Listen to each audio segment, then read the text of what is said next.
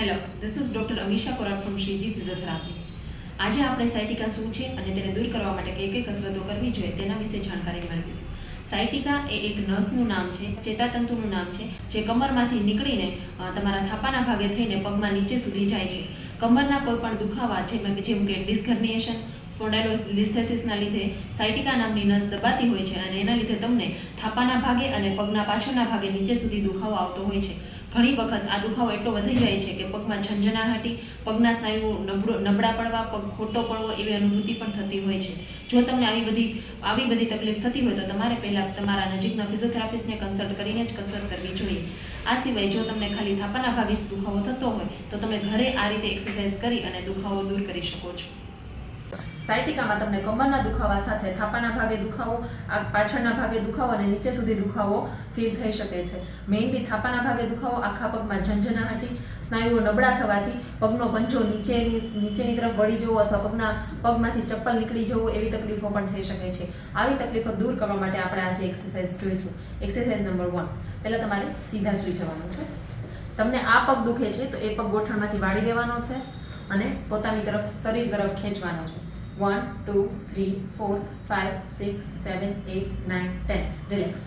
આવી રીતે વારાફરતી બંને પગમાં પણ કરી શકો છો. અગર તમને એક પગમાં તકલીફ છે તો એક જ પગમાં કન્ટિન્યુ કરશો. ફરીથી આ રિપીટેશન તમે 3 વાર કરવાના છે. 1, 2, 3, 4, 5, 6, 7, 8, 9, 10. આ કસરતમાં જો તમને કોઈને ઘૂંટણનો દુખાવો હોય તો એમણે નીચેથી પકડવાનું છે આ રીતે, અને પછી આમાં તમને નીચેની બાજુ થાપાના ભાગેથી સ્ટ્રેચ ફીલ થશે. 1, 2, 3, 4, 5, 6, 7, 8, 9, 10. રિલેક્સ. એક્સરસાઇઝ 2. જે પગમાં તમને દુખાવો છે એનો ઓપોઝિટ પગ તમારે આવી રીતે વાળી લેવાનો છે અને દુખાવાળો પગને વાળી અને આ રીતે પલોઠી વાળતા હોય એ રીતે બીજા પગ ઉપર રાખવાનો છે અને સારા પગથી તમારે આ પગને અંદરની બાજુ ધક્કો મારવાનો છે. હાથથી પકડી અને વધારે જોર આપી અંદરની સાઈડ ખેંચવાનું છે. આના લીધે તમારો જે દુખાવાળો પગ છે એ આખો અહીંયાથી નીચે સુધી ખેંચાશે.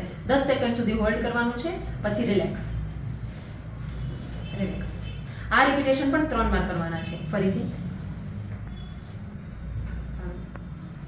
ખેંચો. ઘણીવાર પાયરિફોર્મિસ મસલની ટાઇટનેસના લીધે પણ સિયાટિકા ઉપર પ્રેશર આવે છે અને સિયાટિકાનો દુખાવો શરૂ થઈ શકે છે. એના માટે આ બહુ બેનિફિટ છે. થર્ડ એક્સરસાઇઝ, એમાં આપણે હેમસ્ટ્રિંગ મસલનું સ્ટ્રેચિંગ કરીશું.